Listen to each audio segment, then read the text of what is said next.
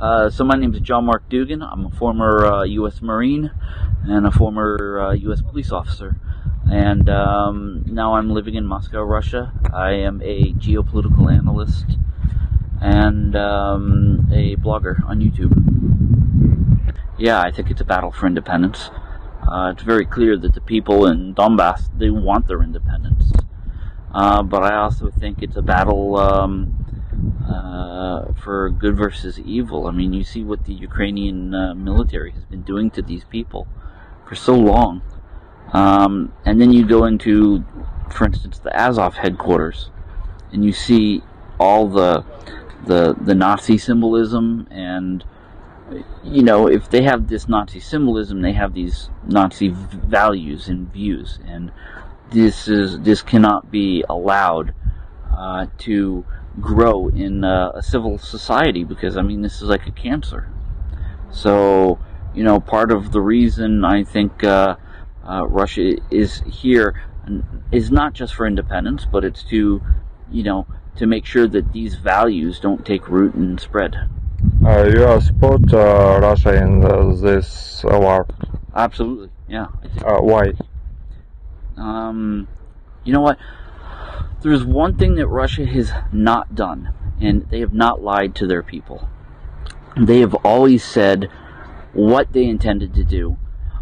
They have always told NATO what their plans were, and they told NATO and even Joe Biden himself that there was a line that Russia would not allow the West to cross, and that was putting NATO in Ukraine. And the West violated this. They pushed Ukraine into this. I think this entire thing could have been avoided if it was not for the meddling administration that's currently in power in America right now. You know, I think there was some hope for some peace before America pushed the Ukrainians and Russians into war. So, yeah.